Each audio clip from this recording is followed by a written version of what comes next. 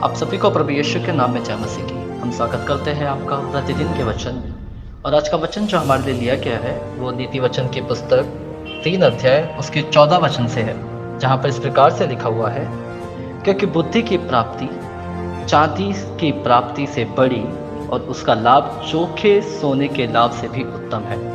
Hallelujah.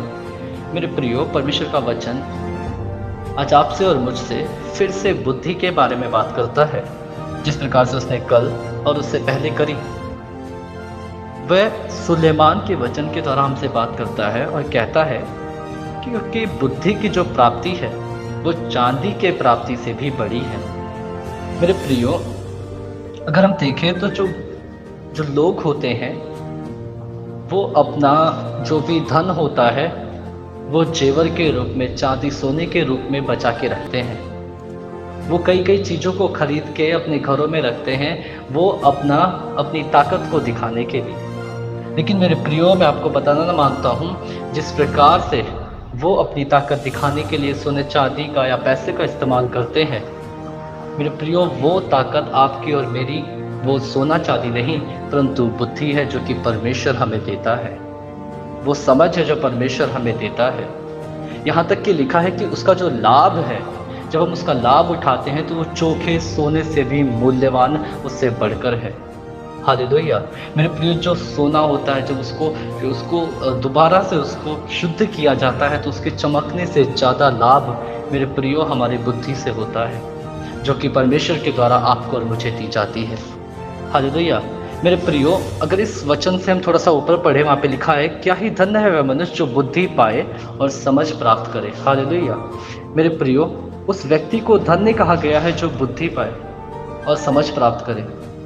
और जो बुद्धि पाता है उसके पास समझो चांदी है, और जो उसका लाभ उठाता है वो समझो सोने का इस्तेमाल कर रहा है। मेरे प्रियो, आज के ज़माने में अगर आप कहीं पे सोना लेके जाओ तो उसका एक बहुत अच्छा कीमत होता है, लोग उसको समझते हैं। और अगर आप कोयला लेके जाओ तो वो एक खदान में कहीं पड़ा रहता है। मेरे प्रिय, जिस प्रकार से सोना देखने में ही मूल्यवान है, उसी प्रकार से आपकी बुद्धि का इस्तेमाल भी।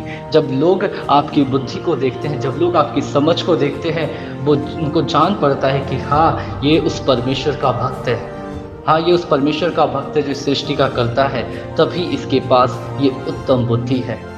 तो क्यों ना मेरे प्रियो, हमारे पास बुद्धि की घटी है, मेरे पास जो बुद्धि की घटी है, हमारे पास जो बुद्धि की घटी है, क्यों ना हम परमेश्वर से मांगे, सिर्फ अपने लिए ही नहीं परंतु अपने परिवारों के लिए भी, अपनी कलीसिया के लिए भी, ताकि हम उन्नति करने पाए।